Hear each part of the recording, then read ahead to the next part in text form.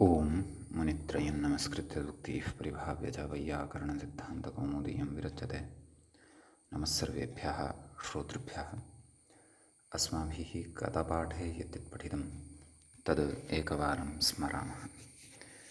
वयं वैयाकरणसिद्धान्तकौमुदी इत्याख्यस्य ग्रन्थस्य तत्र स्त्रीप्रत्ययप्रकरणं पठन्तः स्मः। प्रकरणस्यास्य अस्माकं क्रमे तत्र त्रिंशः पाठः गतपाठः प्रवृत्तः। अस्मिन् त्रिंशे पाठे तत्र सर्वादौ तावत् अर्यक्षत्रियाभ्यां वा इत्यत्र क्षत्रियशब्दमादाय यदुदाहृतं तद् उदाहरणद्वयम् अस्माभिः दृष्टं। क्षत्रियाणि क्षत्रिया इति। ततः पुंयोगे तु अर्यि क्षत्रियि इति ङीष एव भवति। तत्र अर्यक्षत्रियाभ्यां वा स्वार्थे आनुङीषौ भवतः इति तत्र उक्तम्। पुंयोगः यत्र तत्र तु ङीष एव केवलः भवति इति अपि तत्र प्रत्युदाहरणत्वेन अर्थी इति क्षन्तव्यः। अर्यि इति तत्र उदाहृतं, क्षत्रियि इति च प्रत्युदाहृतम्। ततः ब्रह्माणि इत्यस्य प्रयोगस्य साधनायापि तत्र काचित् युक्तिः दर्शिता। ब्रह्माणम् आनयति, आनयति नाम जीवयति, या सा ब्रह्माणि भवति इत्युक्तम्। ततः अनन्तरं क्रीतात् करणपूर्वात् इति सूत्रम् अस्माभिः पठितं। क्रीतान्तात् अदन्तात् करणादेः स्त्रियां ङीप् स्यात् इति तस्य अर्थः दृष्टः। वस्त्रक्रीति इति रूपं साधितं। ङीषि सति ङीष् स्यात्, ङीष् इति प्रत्ययः भवति। तत्र गतिकारकोपदानां कृद्भिः सह समासवचनं प्राग्सुबुत्पत्तेः इति कारणात् अदन्तत्वं यल्लब्धं भवति। वस्त्रैः क्रीता इति विगृह्यते सति तत्र तद् अदन्तत्वं सर्वत्र न लभ्यते, क्वचिन्न। कुतः न? बहुलग्रहणसामर्थ्यात्। अतः धनक्रीता इत्यादयः एव तत्र प्रयोगाः भवन्ति। इत्यादयः अपि प्रयोगाः भवन्ति इति अस्माभिः तत्र मूले एव पठितं। तच्च यद्यपि तस्यां परिभाषायां बहुलग्रहणं न कृतं, परन्तु कर्तृकरणे कृता बहुलम् इत्यत्र बहुलग्रहणसामर्थ्यात् तत् साध्यते प्रकृते इति भावः। ततः अग्रिमं सूत्रं पठितं तादल्पाख्यायाम् इति। तस्य अर्थः दृष्टः। करणादेः तान्ताद् अदन्तात् स्त्रियां ङीप् स्यात् अल्पत्वे द्योत्ये इति। ङीप् इति न ङीष् स्यात् अल्पत्वे द्योत्ये इति अर्थः दृष्टः। अतः अभ्रलिप्तिदेवूः इति एकमुदाहरणं दृष्टम्। अल्पाख्यायां किं नाम अल्पाख्या यत्र न भवति तत्र तु अयं ङीष् न भवति, तत्र तु चन्दनलिप्ता अङ्गना इत्येव भवति इति तत्र पठितं। ततश्च अग्रिमं सूत्रं पठितं बहुव्रीहेश्चान्तोदात्तात् इति। सूत्रस्य अर्थः दृष्टः।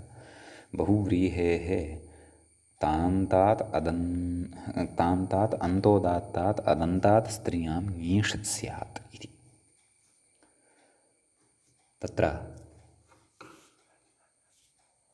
वार्तिकम् एकं पठितं। जातिपूर्वादिति वक्तव्यं, नाम जातिपूर्वकत्वमेव स्यात् क्तान्तस्य, नाम पूर्वपदं जातिवाचकं स्यात्। तेन ततः उक्तं बहु नैकालसुखादिपूर्वात् न भवति, यतोहि एते जातिवाचकाः न सन्ति। अतः ऊरुभिन्नी इति रूपं साधितं। ङीषन्तं भिन्न इति तत्र क्तान्तं भवति। बहुशब्दस्तु जातिवाचकः न भवति, अतः कृत्वा बहुक्रीत इति क्तान्तात् ङीष् न परन्तु टाबेव भवति, अतः बहुक्रीता इति तत्र पठितम्। ततः जातान्तान्न इति अग्रिमं वार्तिकं पठितं। जात अन्ते यदि भवति तदा अपि ङीष् न भवति इति, ताबेव भवति इति। तत्र दन्तानां जातिमत्वे सत्यपि एतेन वार्तिकेन ङीष् वारितः भवति। ततः पाणिगृहीती भार्यायाम् इति अग्रिमं वार्तिकं पठितं। भार्यार्थे गम्यमाने पाणिगृहीत इति शब्दात् ङीष् भवति। अन्यथा तु नाम या विधिवत् ऊढा न भवति तत्र तु पाणिगृहीता इत्येव भवति, सा च काचित् अन्या भवति इति तत्र उक्तम्। ततः एतावान् विषयः गते पाठे पठितः। गतपाठस्य अन्ते व्याख्यायाः पङ्क्तयः इत्थम् आसन्। दन्तजातेति दन्ताः जाताः यस्याः इति विग्रहः, ऊरुभिन्नीतिवत् परनिपातः, पाणिगृहीति भार्यायामिति इदमपि वार्तिकं विधिवत् ऊढा भार्या तस्यां विद्यमानादेव पाणिगृहीतशब्दात् ङीष् इत्यर्थः। विवाहकाले विधिवत् पाणिः गृहीतः यस्याः इति विग्रहः। पाणिगृहीता अन्या इति दास्यादित्यर्थः इति एतावान् विषयः गते पाठे पठितः। अयं 30तमः पाठः गतपाठः आसीत्। अधुना तावत् अस्माकं क्रमे स्त्रीप्रत्ययप्रकरणस्य तत्र 31 पाठः अथवा 31तमः पाठः आरब्धो भवति। तत्र अग्रिमं सूत्रम् अस्माभिः अधुना पठनीयं वर्तते। तच्च वर्तते एवम्। अस्वाङ्गपूर्वपदाद्वा इति। तत्र सूत्रस्य पदच्छेदः कर्तव्यः, पदपरिचयः प्राप्तव्यः। अत्र अस्वाङ्गपूर्वपदात् इति पञ्चम्यन्तम् एकं पदं भवति, पञ्चमीविभक्तेः एकवचनान्तं भवति। वा इति अपरं पदं भवति, इदम् अव्ययपदं भवति। तत्र अग्रे नाम प्रकृते किं किम् अनुवर्तते इति चेत् ज्ञाप्रातिपदिकात् इत्यस्मात् प्रातिपदिकात् स्त्रियां प्रत्ययः परश्च एते अधिकाराः लभ्यन्ते। किञ्च तत्र बहुव्रीहेश्चान्तोदात्तात् इत्यस्मात्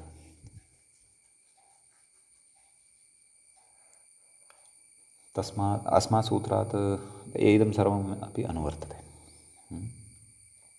अन्यतो ङीष् इत्यस्मात् सूत्रात् ङीष् इति तादल्पाख्यायाम् इत्यस्मात् च तात् इति अनुवर्तते। तत्र व्याख्याता कथयति। स्वाङ्गलक्षणम् उत्तरसूत्रे वक्ष्यते। तत्र स्वाङ्गं त्रिधा इति वक्ष्यते। अग्रिमश्लोके एव एका कारिका पठिष्यते। अध्रुवं मूर्तिमत्स्वाङ्गं प्राणिस्थम् अविकारजम् अतत्स्थं तत्र दृष्टं च तेन चेत् तथा युतम्। तेन चेत् तत् तथा युतम् इति तत्र स्वाङ्गलक्षणम् अग्रे उक्तम्। अधुना तावत् तत्र सद्यः स्वस्य अङ्गं स्वाङ्गम् इति सामान्येन स्थापयामः। पारिभाषिकं लक्षणमस्ति, विशिष्टं वर्तते, तत्सर्वम् अग्रिमसूत्रे पठिष्यते। सद्यः अत्र स्वकीयमङ्गं स्वस्य अङ्गं स्वाङ्गम् इति सामान्येन स्वाङ्गम् इत्यस्य अर्थः बुद्धौ भवतु। स्वस्य अङ्गम् इति उक्ते सति अङ्गम् इति शास्त्रीयम् अङ्गं तु न भवति। नाम यस्मात् प्रत्ययविधिस्तदादिप्रत्ययेङ्गम् इति एतदङ्गं तु न भवति इति अवधानं कर्तव्यं। सम्यक् सद्यः अस्माकं शरीरे यथा दन्ताः केशाः इति अङ्गानि भवन्ति खलु, तद्वत् अङ्गानि बुद्धौ स्थापयितुं शक्यन्ते। अत्र तु निषेधः वर्तते, अस्वाङ्गपूर्वपदात् इत्येवं निषेधः वर्तते। नाम स्वम् अङ्गं स्वाङ्गम् अथवा स्वस्य अङ्गं स्वाङ्गं, न स्वाङ्गम् अस्वाङ्गम्। अत्र स्वाङ्गभिन्नम् अपेक्षितं भवति। पूर्वपदम् अस्वाङ्गपूर्वपदात् नाम तादृशं पदम् अपेक्षितं भवति यस्य पदस्य पूर्वपदं स्वाङ्गभिन्नं भवति। एवं खलु इत्यस्ति विशेषः। व्याख्याता कथयति, अस्वाङ्गं यत् पूर्वपदं तस्मात् परं यत् क्तान्तं तदन्तात् बहुव्रीहेः ङेषु वा स्यात् इति सूत्रार्थः। इति अयं सूत्रस्य अर्थो भवति इति। एवं खलु अग्रे कथयति, यद्यपि अस्वाङ्गं पूर्वपदं यस्य तस्मात् तान्तबहुव्रीहेः इत्यपि व्याख्यातुं शक्यम्। एवं खलु व्याख्या कथं कृता वर्तते, नाम व्याख्यात्रा तत्र कथं सूत्रार्थः कृतः गतपङ्क्तौ, अस्वाङ्गं यत् पूर्वपदं तस्मात् परं यत् क्तान्तं तदन्तात् बहुव्रीहेः ङेष्वा स्यात् इति व्याख्यात्रा एकः अर्थः उक्तः। पश्चात् कथयति, नाम यद्यपि अस्वाङ्गं पूर्वपदं यस्य तस्मात् एवं न कृतः वर्तते सूत्रार्थः। अस्वाङ्गं यत् पूर्वपदं तस्मात् परं यत् क्तान्तं तदन्तात् एवं रीत्या किञ्चित् वर्धयित्वा सूत्रार्थः उक्तः गतपङ्क्तौ व्याख्यायां। कथयति, नाम यद्यपि अस्वाङ्गं पूर्वपदं यस्य तस्मात् क्तान्तबहुव्रीहेः इत्यपि व्याख्यातुं शक्यम्। एवं रीत्यापि अत्र व्याख्या कर्तुं शक्या। तथापि उत्तरसूत्रे नाम अग्रिमं यत् सूत्रं वर्तते तत्र एवं खलु किं स्वाङ्गाचोपसर्जनादसंयोगोपदः इति कथयति। तथापि उत्तरसूत्रे अस्वाङ्गपूर्वपदादित्यनुवृत्तस्य अस्वाङ्गपूर्वपदात् इति अनुवृत्तस्य कर्मधारयाश्रयणात् इहापि तथा व्याख्यानम् उचितम् इति। नाम तत्र अस्वाङ्गपूर्वपदात् इति यदनुवर्तते तत्र कर्मधारयाश्रयणं भवति, कर्मधारयः तत्र अपेक्षितः भवति। अतः तदर्थं तत्र तादृशं व्याख्यानम् अत्रापि क्रियते इति भावः। कर्मधारयस्य अपेक्षा अग्रिमसूत्रे वर्तते, परन्तु तत्रापि तथैव कर्मधारययुक्ता अनुवृत्तिः गच्छतु, तदर्थम् अत्रैव कर्मधारयपरतया व्याख्यानं क्रियते इति भावः। नाम तदेव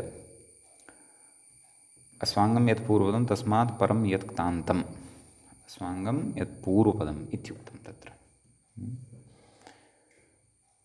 इति। एवं रीत्या एव अत्र सूत्रार्थः वस्तुतः ज्ञेयः इति व्याख्यात्रा उक्तम्।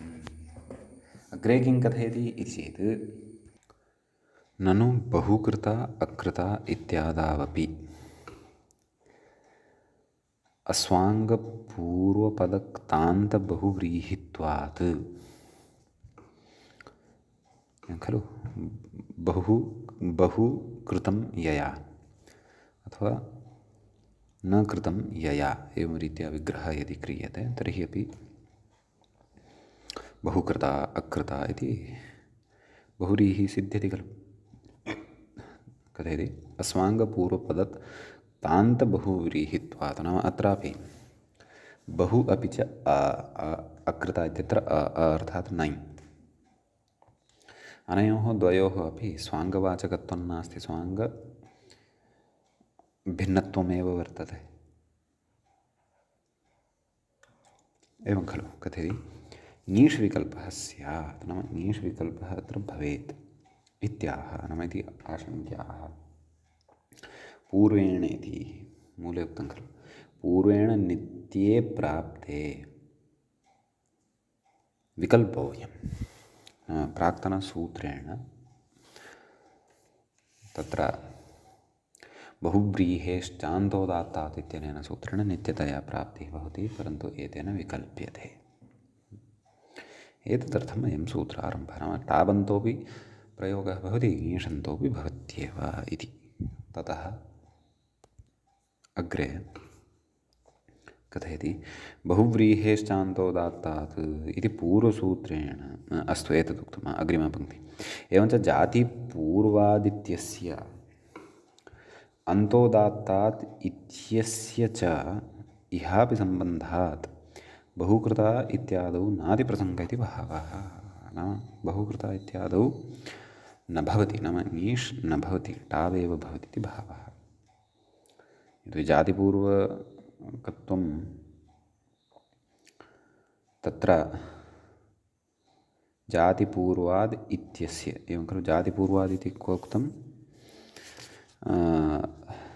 तत्र जातिपूर्वाद् इति वक्तव्यम् इति वार्तिकं गतसूत्रे पठितं खलु, तत् अपि स्वीकृत्य समन्वयनं कुर्वन्नस्ति। जातिपूर्वादित्यस्य अन्तोदात्तात् इत्यस्य च इहापि सम्पादनं, नाम तयोः द्वयोः अत्रापि सम्बन्धः वर्तते इति कृत्वा बहुकृता इत्यादौ नादिप्रसङ्गः, नाम बहुकृता इत्यादौ यत्र जातिभिन्नः शब्दः बहुशब्दः पूर्वदत्वेन वर्तते। सम्यक्। किञ्च तत्र अन्तोदात्तत्वमपि अपेक्षितं भवति। अतः प्रकृते तथा नास्ति, नाम जाति पूर्वदत्तं नास्ति इति कृत्वा ङीष् न भवति, टावेव भवति इति भावः। अतिप्रसङ्गः नाम अतिव्याप्तिः न भवति, नाम बहुकृता इत्यादिषु अपि न प्रवर्तते इति भावः। इत्यादिषु अपि आम्, तत्र ङीषु विकल्पः न प्रवर्तते इति भावः। अग्रे सुरापीति सुरापीता इति उदाहरणद्वयं दृश्यते खलु। कथं विग्रहः? सुरापीता यया इति भवति विग्रहः। एवं खलु, ऊरुभिन्नीतिवत् पूर्वनिपातः। जातिकालसुखादिभ्यः परानिष्ठा वाच्या इति खलु उच्यते। अतः प्रकृते सुरा इत्यस्य जातिवाचकत्वम्, अतः प्रकृते निष्ठान्तं यद् वर्तते तत् परतः उपयुज्यते, तस्य परतः प्रयोगः क्रियते, परतः प्रयुज्यते, न तु पूर्वम्। अतः सुरापीति सुरापीता इति उदाहरणद्वयमपि भवति इति भावः। समीचीनम्। सुरा कश्चन औषधिविशेषः अपि भवति, मदिरा इत्यपि भवति। प्रसङ्गानुरोधेन अर्थः ग्राह्यः। अस्तु, अग्रे कथयति अन्तोदात्तात् किमिति। व्याख्यातप्रश्नस्य अर्थं बोधयति। मूले पृष्टं खलु अन्तोदात्तात् किम्, तस्यापि अत्र अनुवर्तनं भवति खलु। कथयति बहुव्रीहेश्चान्तोदात्तात् इत्यत्र श्रुतम् अस्वाङ्गपूर्वदाद्वा इत्यत्र अनुवृत्तमपि अन्तोदात्तात् इत्येतत् किमर्थमिति प्रश्नः। वस्त्रच्छन्ना इत्यस्ति।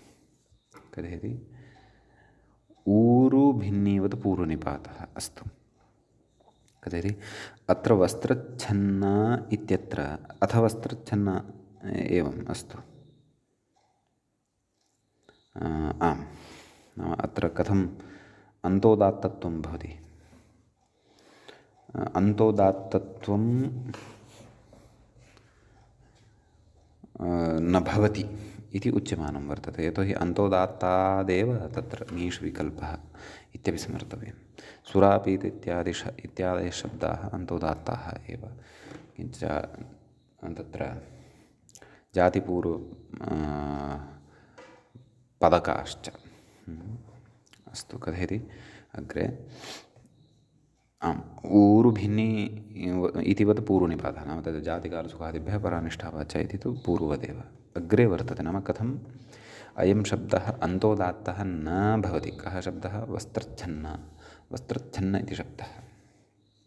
कथयति वस्त्रच्छन्ने इत्यत्र जातिकालसुखादिभ्यः इति जातिकालसुखादिभ्यः नाम वार्तिकं न सूत्रं यदस्माभिः गते पाठे व्याख्यायां पठितम् एवं खलु जातिकालसुखादिभ्यो नाच्छादनात् अनाच्छादनात् इत्युक्तम् अनाच्छादनात् तो कृतमिति प्रतिपन्नाः इति खलु पठितं तत्र कथयति कथयति इति अन्तोदात्तत्वम् आशङ्क्य निरस्यति अनाच्छादने अनाच्छादेति मूले उक्तं खलु अनाच्छादनात् इत्युदात्तनिषेधः नाम तत्र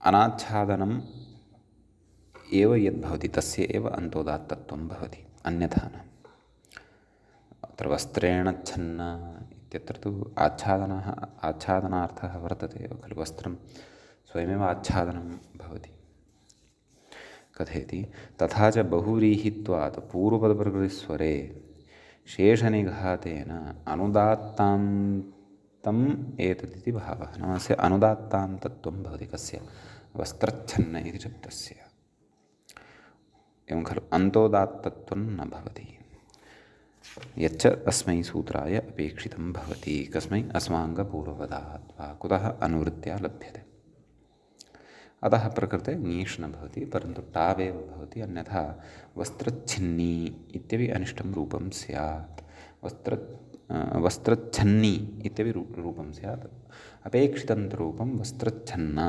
इत्येव एवं खलु ततः अत एवेति मूलिकम् अतएव पूर्वेणापि न ङीष् अस्माङ्गपूर्वपदात् इत्यनेन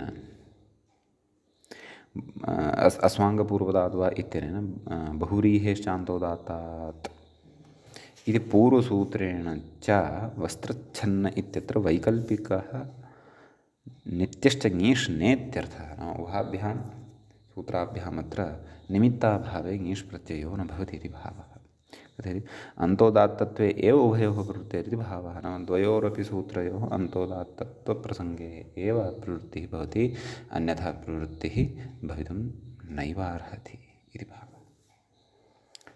इति कश्चन विशेषः अस्वाङ्गपूर्वपदाद्वा इति सूत्रे भवति समीचीनम् इदानीं तत्र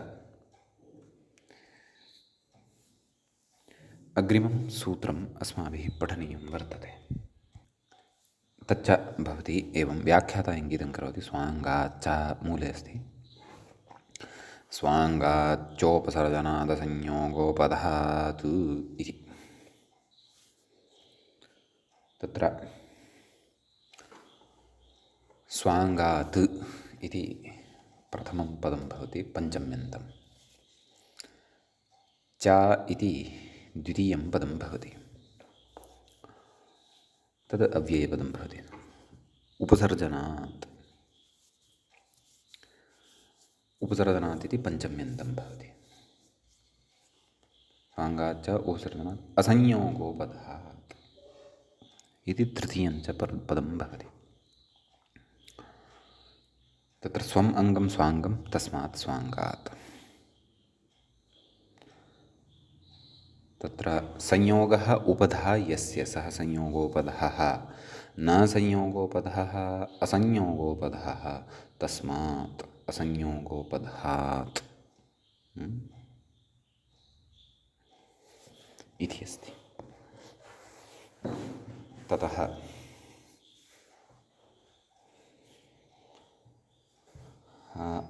प्रकृते किं किम् अनुवर्तते इति चेत् तद् कथयति व्याख्याता अग्रे कथयिष्यति आदौ किं कथयन्नस्ति तत् पश्यामः उपसर्जनात् असंयोगोपधात् इति च स्वाङ्गात् इत्यत्र अन्वेति नाम स्वाङ्गात् कीदृशात् स्वाङ्गात् उपसर्जनात् स्वाङ्गात् पुनश्च कीदृशात् स्वाङ्गात् असंयोगोपधात् स्वाङ्गात् समीचीनं कथयति स्वाङ्गात् इत्येतद् अतः इत्यनुवृत्तं च प्रातिपदिकात् इत्यनुवृत्तस्य विशेषणम् एवं खलु। अतः तदन्तविधिः भवति। तदाह संयोगोपधमित्यादिना सूत्रार्थः द्रष्टव्यः। असंयोगोपधम् उपसर्जनं यत्स्वाङ्गं तदन्तात् अदन्तात् प्रातिपदिकात् वा ङीष् कथयति। अस्वाङ्गपूर्वपदाद्वा इत्यतः वा इति अन्यतो ङीष् इत्यतः ङीष् इति च अनुवृत्तेरिति भावः इति एवं खलु। नाम वा ङीष् इति सूत्राभ्यां लभ्यते इति भावः। न गतसूत्रं नाम अन्यतो ङीष् इति पूर्वं यत् सूत्रं पठितं तदपि अत्र भवति। अजाद्यतष्टात् तष्टापित्यतः अतः इति तु अनुवर्तते ज्ञाप्रातिपदिकात् इत्यतः प्रातिपदिकात् ततश्च परश्च प्रत्ययः परश्च स्त्रियाम् इत्येते अधिकाराः अपि अत्र लभ्यन्ते। ततः तत्र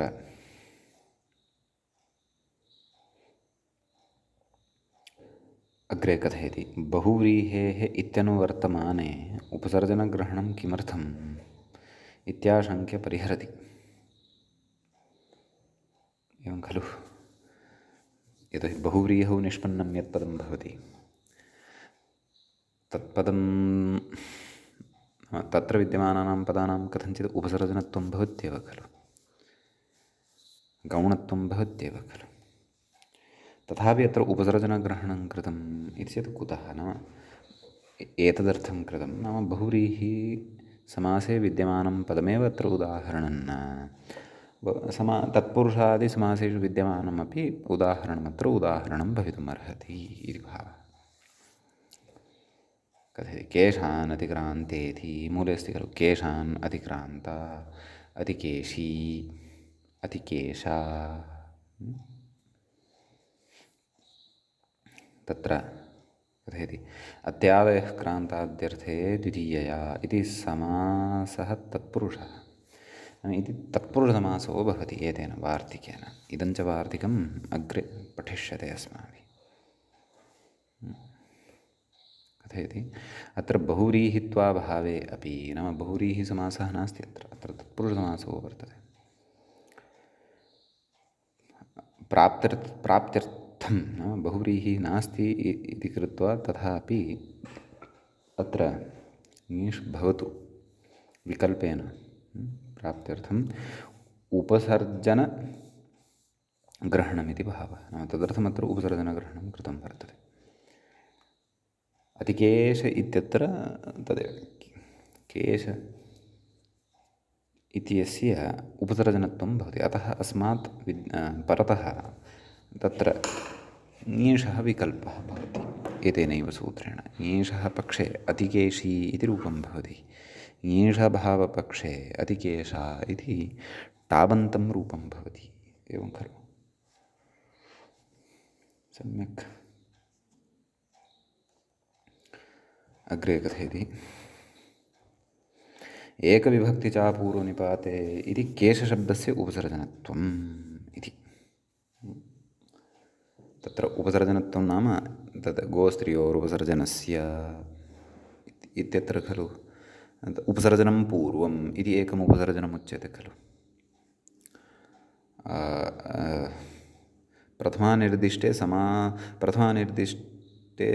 प्रथमानिर्दिष्टं समास उपसर्जनम् इति खलु उच्यते। अग्रे पठिष्यते तत् तदेव इति न, परन्तु एकविभक्तिचापूर्वनिपाते विग्रहे नियतविभक्तिकं यद्भवति नाम यस्य विभक्तौ परिवर्तनं न भवति तादृशमपि उपसर्जनम् इति भवति। अतः एकविभक्तिपूर्वनिपाते इति सूत्रपठनसमये अस्माभिः उपसर्जनत्वस्य विषये अपि पठिष्यते। एवं खलु। तर्हि उपसर्जनं नाम प्रकृते गौणम् इति अर्थः न स्वीकृतः वर्तते। शास्त्रीयम् उपसर्जनमत्र स्वीकृतं वर्तते।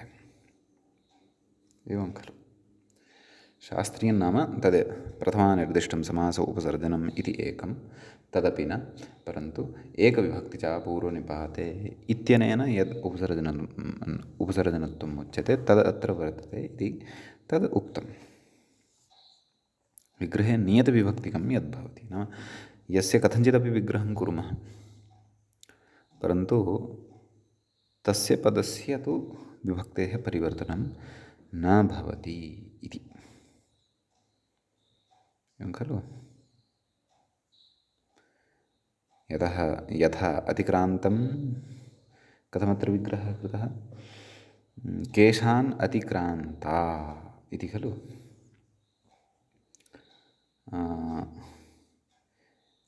तत्र केशाय अतिक्रान्ता, केशात् अतिक्रान्ता, केशस्य अतिक्रान्ता, केशे अतिक्रान्ता, कथञ्चिदपि विग्रहः क्रियते चेदपि तत्र नैव केशान् अतिक्रान्ता इति खलु भवति। आम्, केशान् इति द्वितीयान्तत एव तिष्ठति, तत्र परिवर्तनं न भवति, अतः तस्य एकविभक्तिकत्वं भवति इति भावः। तच्च विस्तरेण इतोपि वयम् एकविभक्ति च पूर्वनिपाते इति पठनसन्दर्भे ज्ञास्यामः। अस्तु,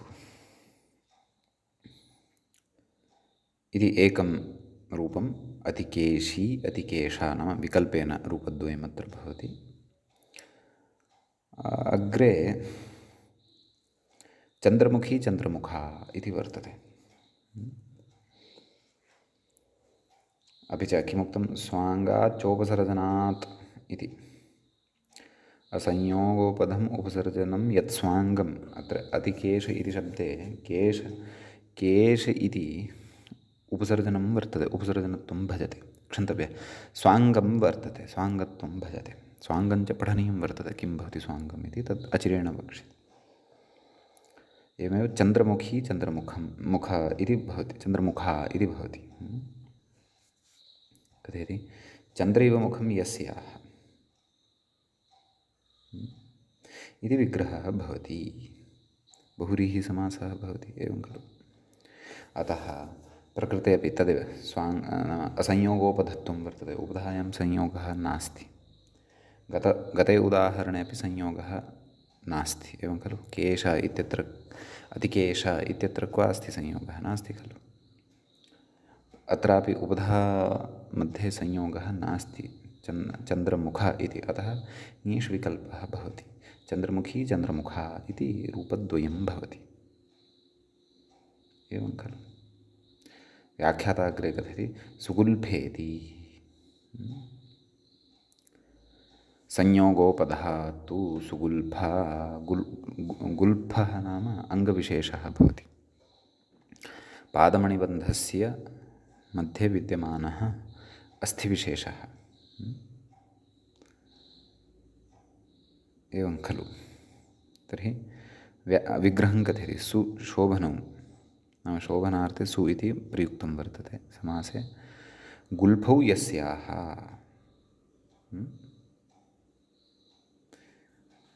सा, तर्हि सुगुल्फ, अत्र गुल्फ इति शब्दः स्वाङ्गवाचकः वर्तते, परन्तु तत्र संयोगः वर्तते, उपधायां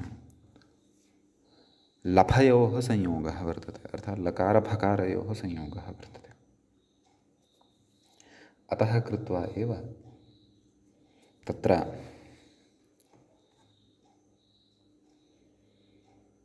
तन्नाम ङीष् विकल्पः भवति। कथयति अग्रे, पदङ्घ्रिचरणो स्त्रियाम् इत्यस्ति, पदङ्घ्रिश्चरणो स्त्रियां, तद्ग्रन्थि घुटिके गुल्फौ इत्यमरः। पदस्य अथवा चरणस्य ग्रन्थिविशेषः, तत्र विद्यमानः अस्थिविशेषः, तत्र गुल्फः इत्युच्यते। ततः इति एकं प्रत्युदाहरणमुक्तम्, अग्रे उक्तम् उपसर्जनात् किम् इति। नाम उपसर्जनत्वमेव अपेक्षितम्। उपसर्जनत्वं यदि नास्ति तर्हि न भवति। कथयति केवलकेशादिशब्दानाम् अनुपसर्जनानां स्त्रीत्वविरहादेव अप्राप्तेः प्रश्नः इति। शिखेति नाम प्रश्नः अवगतः खलु। नाम केशादिशब्दानां नाम केश मुख इत्यादयः शब्दाः वर्तन्ते खलु। कीदृशानाम् अनुपसर्जनानां नाम अनुपसर्जनभूताः ते भवन्ति केवलाः समासेन समासातिरिक्तस्थले। तत्र तु स्त्रीत्वं न भवति इति कृत्वा स्त्रीत्वविरहात् एव अप्राप्तेः प्रश्नः। नाम तत्र स्त्रीत्वं न भवति इति कृत्वा यदा तेषाम् उपसर्जनत्वं भवति तदा तेषां प्राप्तिरेव न भवति ङीषः। अतः कुतः उपसर्जनात् इति वक्तव्यं? समासे एव खलु उपसर्जनत्वं प्राप्यते। कथयति शिखेति मूले प्रत्युदाहृतं खलु शिखा। कथयति अत्र स्वाङ्गान्तत्वात् केवलशिखाशब्दात् ङीषनिवृत्त्यर्थम् उपसर्जनग्रहणम् इत्युक्तम्।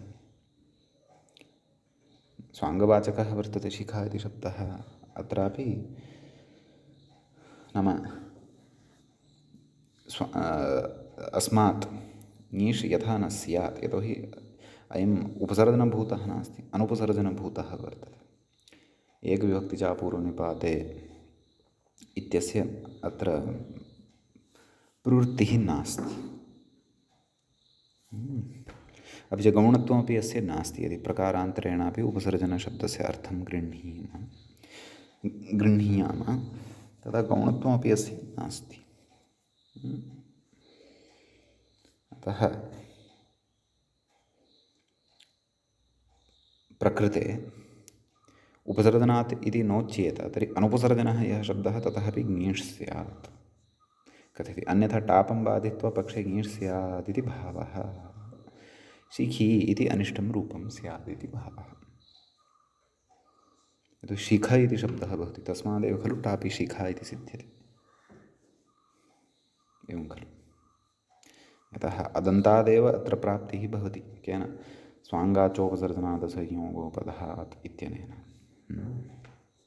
अग्रे कथयति शोभना शिखा सुशिखा इति क्वचित् पुस्तकेषु दृष्टं तत् प्रक्षिप्तं वेदितव्यम्। क्वचित् प्रत्युदाहरणत्वेन शोभना शिखा सुशिखा इति कथयन् तथा नास्ति शिखा इत्येव अस्ति इति कथयति। कुतः कथयति टावन्तेन समासे अनदन्तत्वादेव प्राप्तिविरहात्। नाम समासे तस्य टावन्तत्वं भवति कस्य सुशिखा इति। तर्हि अनदन्तत्वादेव प्राप्तिः न भवति। अतः तत् प्रत्युदाहरणं न युज्यते। प्रत्युदाहरणं प्रकृते उपसर्जनात् इत्येतस्मिन् विषये शिखा इत्येव भवति इति भावः। एवं खलु। अग्रे कथयति ननु स्वस्य अवयवीभूतस्य अङ्गं स्वाङ्गम्। एवं खलु। अवयवः अस्य अथवा अवयवाः अस्य सन्ति अस्मिन् वा सन्ति इति अवयवी। तथा न अनवयवः अवयवः भवति अवयवीभूतः अथवा अनवयवः अवयवः जातः अथवा भूतः अवयवीभूत च्विप्रत्ययान्तः प्रयोगः अस्ति एषः। कथयति ननु स्वस्य अवयवीभूतस्य अङ्गं स्वाङ्गम्। स्वकीयं यदङ्गं तत् स्वाङ्गं। तथा च सुमुखा शाला इत्यादौ अतिव्याप्तिः। सुमुखा शोभनमुखं यस्याः इत्यादौ अतिव्याप्तिः। अव्याप्तिः इति न अतिव्याप्तिः। नाम अत्रापि ङीष् प्राप्नोति। यदि शालायाः अपि मुखं भवति खलु। मुखं नाम शालाविशेषस्य पुरतः विद्यमानः भागविशेषः फ्रण्ट् इति उच्यते खलु। अतः कुतः यतोहि तस्य अग्रभागः यः वर्तते, तस्याः शालायाः अग्रभागः यः वर्तते, सः अपि तस्याः शालायाः मुखविशेषः वर्तते, मुख्यभागः, पुरोभागः वर्तते। अतः तत्रापि मुखशब्दः स्वाङ्गत्वात् स्यात्, अतः तत्रापि ङीष् स्यात्, पक्षे सुमुखी शाला इत्यपि रूपं स्यात्, तदेव कथयति अग्रे। तत्र मुखशब्दार्थस्य प्रथमभागस्य, नाम प्रथमः भागः, प्रथमभागस्य अवयवीभूतशालाङ्गत्वात्, न शालायाः प्रथमः मुख्यः यः भागः वर्तते तस्य अवयवत्वात् तत्रापि सुमुखी शाला इत्यपि प्रयोगः स्यात्। सुमुखा इति तु स्यादेव, परन्तु प्रकृतसूत्रस्य प्रवृत्त्या यथा चन्द्रमुखी चन्द्रमुखा इति साधितं, तद्वत् प्रकृते अपि सुमुखी सुमुखा इति रूपं स्यात् इति भावः। एवं खलु। अग्रे गच्छति। किञ्च सुकेशीरथ्या इत्यत्र अव्याप्तिः। सुकेशीरथ्या इत्यत्र तु प्राप्नुयादेव नहि। कुतः? तत्र केशानां रथ्याङ्गत्वाभावात्। केशाः ये भवन्ति ते रथस्य अङ्गभूताः न भवन्ति खलु, वा न वा? रथ्यस्य, रथ्या या भवति तस्याः अङ्गवत्वं न भवति, किल? तत्र रथः एकः विषयः भवति, रथ्या इति भिन्नः विषयः भवति। पश्यामः कोशे, तत्र रथसमूहः इत्युच्यते।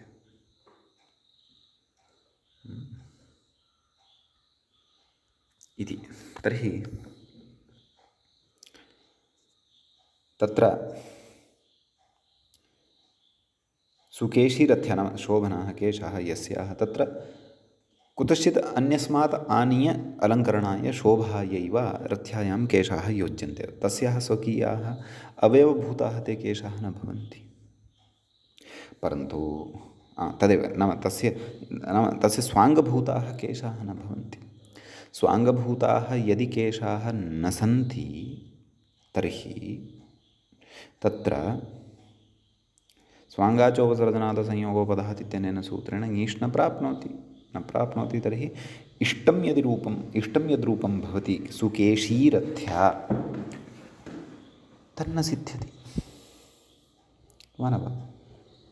इति अव्याप्तिः। अतः अव्याप्तिदोषः वर्तते। एवं खलु। तर्हि क्वचित् तु अतिव्याप्तिः वर्तते, वा न वा? सुमुखा शाला इत्यत्र ङीष् नापेक्षितः, परन्तु प्राप्नोति।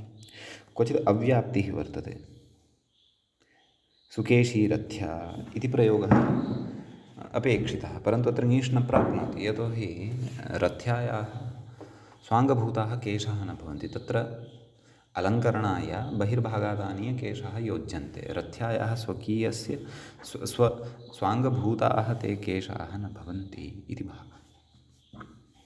एवं खलु।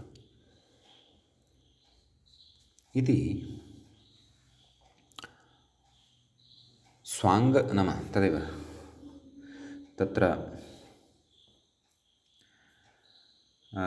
यदि स्वस्य अङ्गं स्वाङ्गम् इति स्वाङ्गशब्दस्य सामान्यम् अर्थं यदि स्वीकुर्मः, स्वस्य अवयवीभूतस्य नाम स्वकीयः अवयवः एव स्वाङ्गम् इति यदि कथयामः,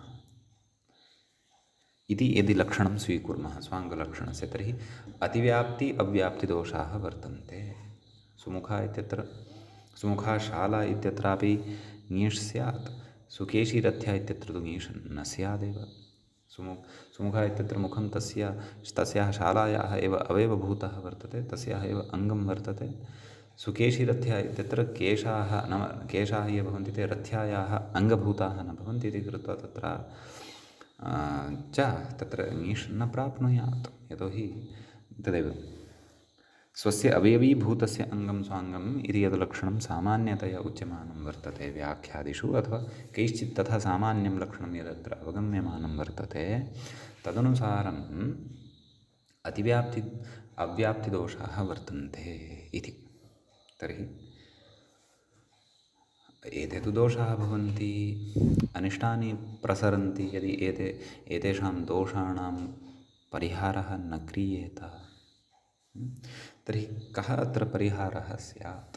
तर्हि परिहारः अत्र अयमेव भवितुम् अर्हति यत् निर्दुष्टं किञ्चन स्वाङ्गलक्षणं वक्तव्यं, येन अतिव्याप्तिदोषः अव्याप्तिदोषश्च परिहृतः स्यात्। व्याख्यातः कथयति इत्यत आह, नाम अतः कथयति स्वाङ्गं त्रिधा, मूले उक्तं खलु स्वाङ्गं त्रिधेति इति। व्याख्यातः कथयति अद्रवं मूर्तिमत्स्वाङ्गं प्राणिस्थम् अविकारजम् अतत्स्थं तत्र दृष्टञ्च तेन चेत्तत् तथा युतम् इति भाष्ये त्रिधा निरुक्तं पारिभाषिकं स्वाङ्गम् इह विवक्षितम् इत्यर्थः इति। नाम भाष्ये पारिभाषिकं स्वाङ्गं नाम लक्षणं स्वाङ्गस्य कृतं वर्तते, अतः तद् अत्र विवक्षितं वर्तते, न तु स्वस्य अवयवीभूतस्य अङ्गं स्वाङ्गम् इति न। अत्र स्वाङ्गशब्देन विशिष्टः तत्र अर्थः, अथवा स्वाङ्ग इत्यस्य विशिष्टः कश्चन प्रकारः वर्तते, विशिष्टा काचित् परिभाषा वर्तते, सा परिभाषा अत्र अस्माभिः ज्ञेया वर्तते इति भावः। समीचीनं। तर्हि तदेव कारिका व्याख्यायां पठिता एव अस्माभिः, सा अग्रे ज्ञातव्या वर्तते। किमुक्तम् अद्रवमिति व्याख्यातः कथयति अद्रवमिति मूले उक्तं खलु, मूले कारिकायाः प्रथमपादद्वयं पठ्यमानं वर्तते। अद्रवं मूर्तिमत्स्वाङ्गं प्राणिस्थम् अविकारजम् इति कथयति।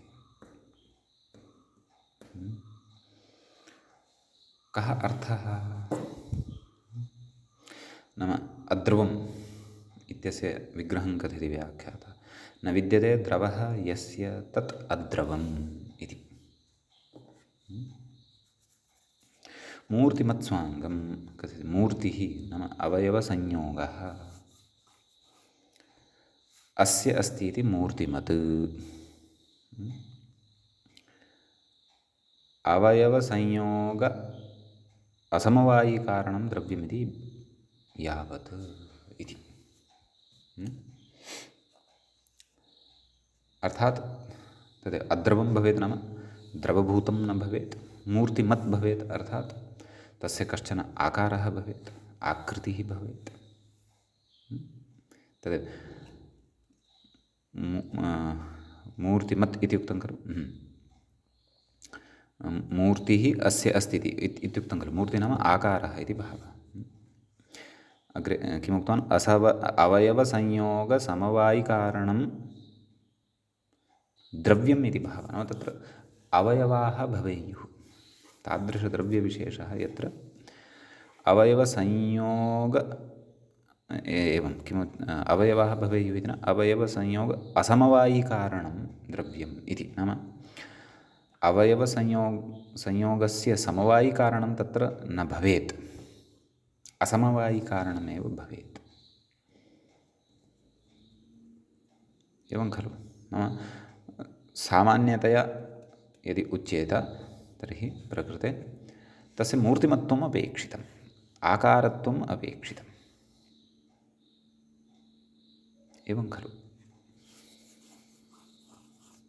कथयति प्राणिनि प्राणवति, तत्र अग्रे उक्तं प्राणिस्थम् अविकारजं, तृतीयमुक्तं खलु प्राणिस्थं, प्राणिनि तिष्ठति इति प्राणिस्थम् इति भवति वस्तुतः अत्र विग्रहः, तदेव बोधयन् अस्ति। प्राणिनि अर्थात् प्राणवति, प्राणाः सन्ति यस्मिन् सः प्राणवान् भवति, प्राणवति जन्तौ विद्यमानं प्राणिस्थम् नाम प्राणवान् यः जन्तुः, जन्तुः नाम तदेव यस्मिन् प्राणाः भवन्ति, यः कोऽपि जीवविशेषः, यस्मिन् चेतना भवति, जन्तुः विद्यमानं प्राणिस्थं नाम प्राणिस्थं तद्भवेत्, कस्मिंश्चित् प्राणिनि तस्य अन्तर्भावः भवेत्। एवं खलु। अविकारजम् इत्युक्तं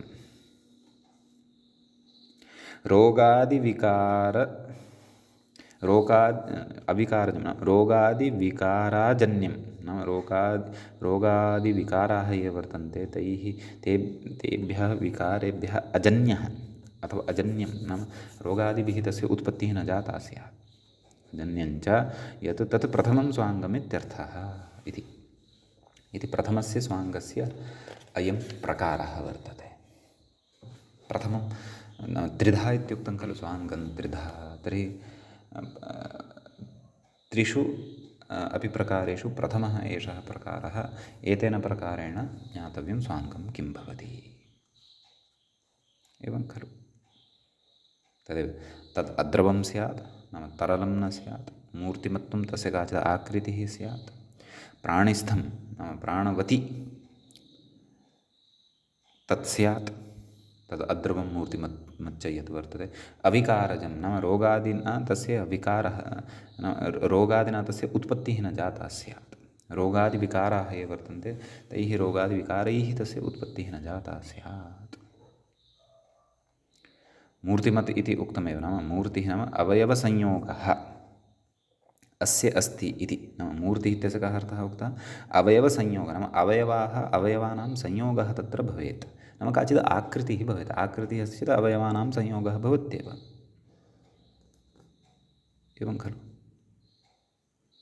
नाम अवयवसंयोग असमवायिकारणं द्रव्यम् इति उक्तं तत्र अग्रे। नाम अवयवसंयोगस्य कृते नाम तादृशं द्रव्यम् अथवा तादृशद्रव्यविशेषः यः अवयवसंयोगाय समवायिकारणं न भवति, असमवायिकारणं भवति इति भावः। नाम आकृतिः काचित् स्यात् तत्र इति, तस्य आकृतित्वं भवेत् इति। आकृतिरेव नास्ति इति न भवेत् इत्युच्यते। ततश्च अद्रवम् इति यदुक्तं खलु तस्य प्रयोजनमाह इति कथयति। सुस्वेदेति इति। सु अर्थात् शोभनः, स्वेदः, घर्मजः, उदकप्रस्रवः यस्याः इति विग्रहः। नाम घर्मादिना जायते, उदकप्रस्रवः नाम शरीरात् जलं निर्गच्छति, जलविशेषः निर्गच्छति खलु, यस्याः सा सुस्वेदा इति भवति। कुतः? स्वेदस्य शोभनत्वं तु कथयन् नैव किमुक्तवान्? आम्, स्वेदस्य शोभनत्वं तु दुर्गन्धाभावः इति। नाम शोभनः स्वेदः अपि भवितुमर्हति वा इति प्रश्नः। इति चेत् दुर्गन्धः नास्ति, एषा तादृशी अस्ति, अस्याः स्वेदे दुर्गन्धः नास्ति, अतः एषा सुस्वेदा वर्तते। अतः प्रकृते नाम अत्र प्राणिस्थं नाम प्राणिनी एव अयं स्वेदः वर्तते, सा काचित् प्राणवती एव वर्तते, तथापि द्रवत्वं वर्तते अस्य। अतः अस्य स्वाङ्गत्वं वक्तुं न शक्नुमः वयम्। एवमेव रक्तादीनाम् अन्येषामपि द्रवीभूतानां पदार्थानामपि स्वाङ्गत्वम् अस्माभिः वक्तुं नैव शक्यते। तदेव कथयति द्रवत्वात्। नाम न स्वाङ्गत्वमिति शेषः। प्रकृते द्रवत्वात् स्वाङ्गत्वं नास्ति इति भावः। अतो न ङीष् इत्यर्थः, नाम स्वाङ्गत्वम् अत्र न सङ्गच्छते इति कृत्वा ङीष् अपि प्रकृते न भवति इति भावः। इति नाम प्रथमं स्वाङ्गलक्षणं यदुक्तं तत्र प्रतिषेधः यः उक्तः अद्रवम् इति, नाम द्रवस्य यः निषेधः कृतः तस्य प्रयोजनमिदं। सुस्वेदी इति रूपं यथा न स्यात्, सुस्वेदा इत्येव यथा स्यात्, तदर्थम् इदमुच्यते इति भावः। अग्रे कथयति मूर्तिमत् इत्यस्य प्रयोजनमाह इति। मूर्तिमत्वम् इत्युक्तं खलु नाम अवयवसंयोगः, नाम काचित् आकृतिः स्यात्, आकृतिरेव नास्ति इति न स्यात् इति सरलतया अवगन्तुं शक्यते। तत्र अवयवसंयोग असमवायिकारणम् इत्यादिकं तद् तर्कभाषया समवायः कः, समवायिकारणं किं भवति, कीदृशं भवति, तत्सर्वं परिचितमस्ति चेत् अत्रापि अवगन्तुं शक्यते। परन्तु ततोपि सरलतया उक्तं खलु अवयवसंयोगः अस्य अस्ति इति। नाम मूर्तिः नाम अवयवसंयोगः, नाम मूर्तिः नाम आकृतिविशेषः, आकृतिः च अवयवानां संयोगेन खलु जायते, एवं खलु। मूर्तिः नाम आकारविशेषः अवयवानां संयोगेन एव जायते, अतः तत्र मूर्तिमत्वम् अपि स्यात्। मूर्तिमत्वं यदि नास्ति तदा अपि स्वाङ्गत्वं न भवति। तर्हि तत्र उदाहृतं सुज्ञान इति मूले सुज्ञान अमूर्तत्वात् कथयति। सु अर्थात् शोभनं ज्ञानं यस्याः इति विग्रहः, एवं खलु। अमूर्तत्वात् इति कथयति न स्वाङ्गत्वमिति शेषः, नाम स्वाङ्गत्वं नास्ति। कुतः? मूर्तत्वं नास्ति। ज्ञानस्य तत्र अवयवसंयोगः भवति वा, काचित् आकृतिः भवति वा? न। सः तु बुद्धिगतः कश्चन सूक्ष्मविषयः भवति खलु। अतः तस्य मूर्तिमत्वं नास्ति। मूर्तिमत्वं नास्ति चेत् स्वाङ्गत्वमपि नास्ति। स्वाङ्गत्वं नास्ति चेत् ङीषपि न भवति, अन्यथा सुज्ञानी इति अनिष्टं रूपं भवति स्म। अतः तदेव प्रकृते स्वाङ्गत्वं नास्ति ज्ञान इत्येतस्य, अतः ङीषपि न भवति, टावेव भवति इति भावः, एवं खलु। अग्रे कथयति प्राणिस्थम् इत्यस्य प्रयोजनमाह। लक्षणे एव उक्तं खलु प्राणिस्थं स्यात् तद् प्राणिनी भवेत्, एवं खलु। सुमुखा शाला इति इत्युक्तं खलु। कथयति सुशोभनं मुखं,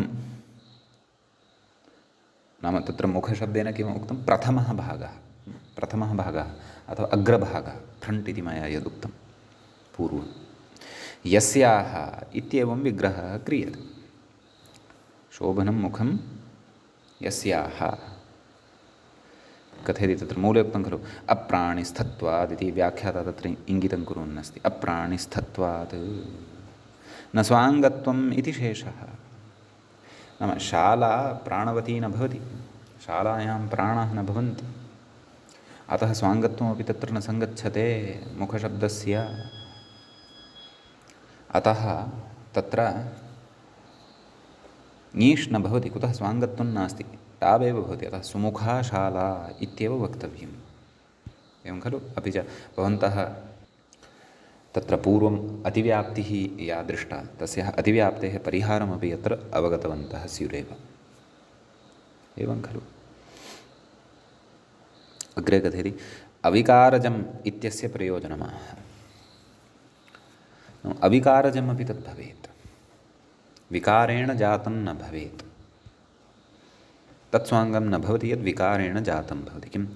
सुशोभेति इति कथयति। सु अधिकः, नाम अधिकार्थे अत्र सु वर्तते। शोभः अर्थात् श्वयथुः, शोभविशेषः भवति। स्वैलिङ्ग् इति कथयामः खलु, व्रणविशेषः जायते तत्र।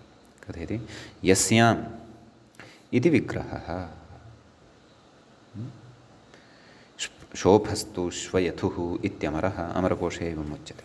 विकारजत्वात् नाम रोगजत्वादित्यर्थः, न स्वाङ्गत्वम् इति शेषः। कस्यचित् शरीरे व्रणविशेषः जायते, शोभः जायते, सः तु रोगकारणात् जातः, तदपि स्वाङ्गं न भवति। अतः सुशोभा इत्येव भवति, न तु सुशोभी इति। यतोहि शोभः विकारजन्यः जातः वर्तते, तत्र अविकारजमिति निषेधात् स्वाङ्गत्वं प्रकृते न भवति इति प्रथमस्य स्वाङ्गलक्षणस्य प्रकृते प्रयोजनानि अस्माभिः दृष्टानि। द्वितीयम् अपि स्वाङ्गलक्षणं पठनीयं वर्तते, तृतीयमपि पठनीयं वर्तते। किञ्च यानि उदाहरणानि पूर्वम् उदाहृतानि वर्तन्ते तत्र स्वाङ्गलक्षणत्वं कथं सङ्गच्छते चन्द्रमुखी इत्यादिषु, अतिकेशि इत्यादिषु, तदपि पश्चात् सर्वं स्पष्टीभविष्यति। अद्यतनपाठः अत्रैव उपसंह्रियते। मङ्गलं कुर्मः। मुनित्रयं नमस्कृत्य उक्तिः परिभाव्य च वैयाकरणसिद्धान्तकौमुदीयं विरच्यते। एवञ्च स्त्रीप्रत्ययप्रकरणस्यास्य 31 पाठः अस्माकं क्रमे सम्पन्नतां गतः। नमः सर्वेभ्यः श्रोतृभ्यः।